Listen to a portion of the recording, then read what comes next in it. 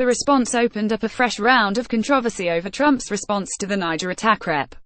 Frederica Wilson, D. Florida, first made the stunning claim Tuesday night. Washington. CNN President Donald Trump engaged in a public feud Wednesday with a Democratic congresswoman over her claim that he told the widow of a U.S. serviceman killed in an ambush in Niger that he knew what he signed up for, but I guess it still hurt.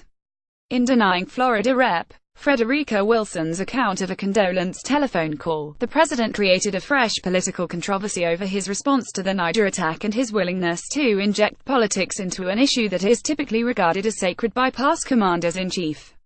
Wilson first made the stunning claim Tuesday night, saying she was present when the call took place. Sergeant La David Johnson was among the 4 U.S. soldiers killed by enemy fire in the October 4th ambush.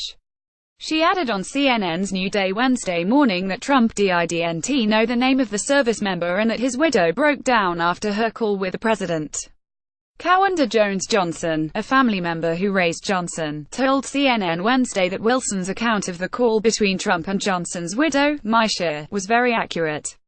She said she was in the car when the call happened. Trump denied Wilson's account in both a tweet and a statement made at the White House. I didn't say what that congresswoman said. Didn't say it at all, Trump told reporters during a meeting on tax reform in the cabinet room. She knows it, and she now is not saying it.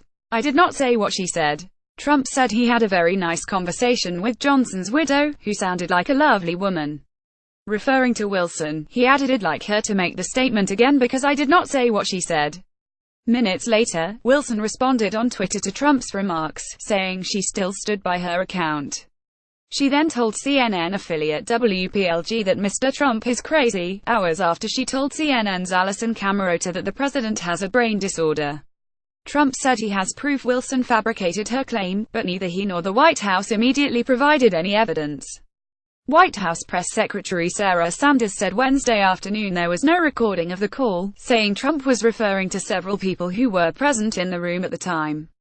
Wilson on New Day described herself as livid when she heard the call on speakerphone, but when she tried to get on the phone to talk to Trump herself, a master sergeant who was present prevented her from doing so. Per military protocol, the calls from the commander-in-chief are solely presidential condolence conversations. Wilson said she was ready to curse him out had she had the chance to get on the line. However, the Florida Democrat said she wouldn't get into the specifics of what she would have said, adding that she didn't want to politicize the incident. It took Trump days to publicly discuss the attacks, and earlier this week, he falsely claimed that former President Barack Obama didn't call families of fallen service members, later suggesting reporters contact his chief of staff, John Kelly, whose son was killed in Afghanistan, to ask if Obama reached out to him. Johnson's body was returned home to the Miami area late Tuesday afternoon, with a plane receiving a water cannon salute as it arrived near the gate. The call from the president to Johnson's widow came shortly before Johnson's casket arrival. Wilson said on CNN Tonight Tuesday night. Basically, he said, well, I guess he knew what he signed up for, but I guess it still hurt, Wilson said to CNN's Don Lemon. That's what he said, she added. Asked earlier if she was sure the president said that, Wilson told CNN affiliate WPLG yeah, he said that.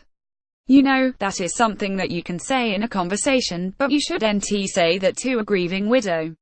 Everyone knows when you go to war you could possibly not come back alive, but you don't remind a grieving widow of that.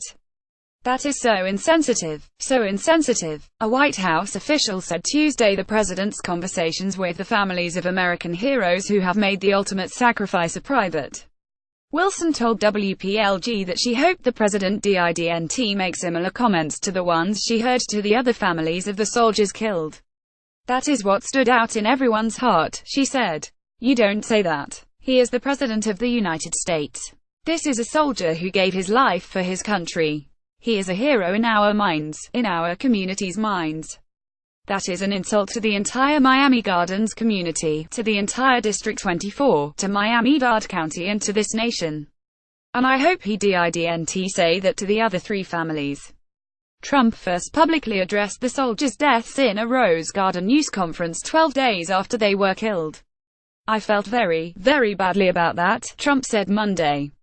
I always feel badly. It is the toughest calls I have to make are the calls where this happens, soldiers are killed. He then claimed that other commanders-in-chief hadn't reached out to families of Americans killed in action, saying he'd been told as much by the generals who serve in his administration. On Tuesday, Trump bragged about calling loved ones from all those killed in action during his presidency. "I really speak for myself. I am not speaking for other people. I don't know what George W. Bush did. I don't know what Obama did," Trump said.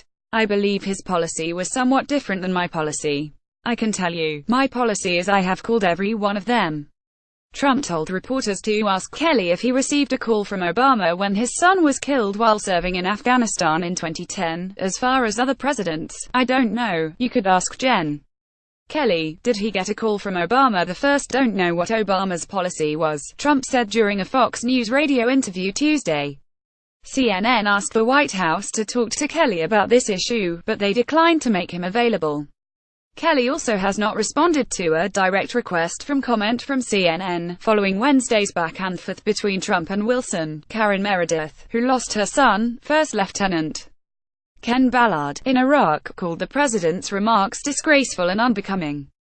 "Mr. Trump, stop. Please, just stop," Meredith, the Gold Star and Military Families Coordinator for VoteVets, said in a statement. "This is not about you. It is about them. It is about all of us who lost our loved ones in war. For once in your life, please stop making everything about you. For once in your life, at least pretend to know what empathy is. For once in your life, at least try to care about other people and their feelings." Outrage over Trump's alleged comments to Johnson's widow evoke a similar controversy to his public feud with the family of another fallen American soldier. During last year's campaign, Khizr and Ghazala Khan, the parents of Captain Humayun Khan, who was a Muslim American, criticized him from the stage of the Democratic National Convention. Trump responded by saying the family viciously attacked him.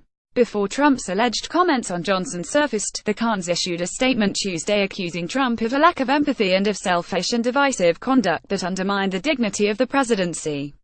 "One more time, he has shown us that he is undeserving of the leadership of our great nation," the family's statement said. Correction: this story has been updated to reflect that Wilson was the principal of Johnson's father. CNN's Dan Merica, Kevin Liptak, Noah Gray, Lee Munsell, Steve Brusk, Danielle Hackett, Jamie Lynch and Dave Alsup contributed to this report.